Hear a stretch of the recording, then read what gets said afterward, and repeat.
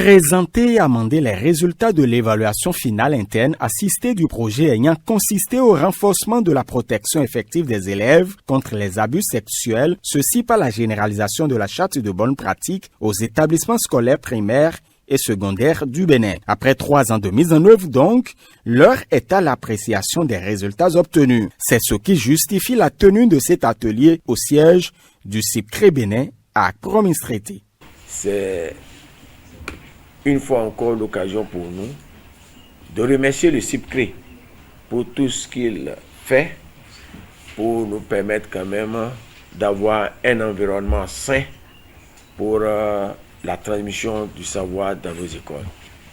Au nom du ministre, je déclare ouvert cet atelier et je demande à chacun de nous d'y apporter du sien pour que nous puissions à la fin nous sentir très heureux et se dire que nous avons fait quand même un pas qualitatif vers de bonnes pratiques dans nos écoles pour une éducation de qualité dans notre pays. C'est à la fois une séance de restitution des résultats d'une évaluation, mais aussi un atelier où nous allons réfléchir pour en même temps proposer aux 2 ministères et aux différents acteurs, PTF, Organisation de la société civile, proposer donc des mesures et des dispositions pratiques pour que la charte révisée soit mise en œuvre immédiatement dès la rentrée du 16 septembre. La charte de bonnes pratiques a été mise en application dans près de 5000 écoles primaires et 800 collèges du Bénin. Les résultats sont très satisfaisants au regard de cette séance de restitution tenue en présence du partenaire technique et financier KIRA. L'expérience a commencé petitement dans quelques établissements, dans quelques départements et on a senti la nécessité, même les acteurs ont exigé que il faudrait généraliser ça parce qu'on a constaté que ça a eu des effets là où on a expérimenté. Donc on est passé à la généralisation. Et maintenant nous sommes en train d'évaluer cette généralisation. Qu'est-ce que cela a donné? Et c'est ce que nous venons de présenter, que vraiment il y a eu de grands pas. Tout n'est pas encore totalement net. Il y a encore des cas d'abus, on a encore des cas de grossesse par exemple au niveau scolaire, mais nous avons eu des évolutions. Et comme évolution, nous pouvons dire, pour prendre des cas concrets, que les taux de grossesse dans les établissements, vous savez, on fait systématiquement le point pour ça. Chaque directeur est tenu de faire le point pour ça. Donc c'est fait, il y a un recul. Cependant, mais on constate d'autres choses. Et c'est ça qui nous interpelle. C'est que ces grossesses-là, ce qu'on constate comme grossesse, c'est vrai, le nombre a diminué parce que les enseignants, beaucoup se sont ressaisis, mais on constate encore. Mais c'est là souvent, on voit que c'est l'extérieur à l'école qui est auteur.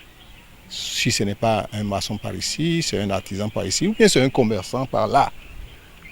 Donc, on a vu que la CBP, c'était bien pour les écoles, mais il faudrait élargir cela. Cette sortie du cadre scolaire maintenant, c'est entre les artisans et les ouvriers. C'est à cette personne de mauvaise foi que nos élèves, nos amis filles se donnent maintenant. Dès la rentrée 2024-2025, une nouvelle version de la charte de bonnes pratiques sera mise en œuvre sur l'étendue du territoire national. Ceci pour plus d'efficacité et de performance et en saluant la ferme volonté et l'engagement de toutes les parties prenantes, notamment les 2 ministères du primaire et du secondaire, le directeur national du CIPCRE Bénin espère de nouvelles stratégies et mesures pour l'application immédiate et efficace de la CBP nouvelle version dans tous les établissements scolaires publics et privés du Bénin.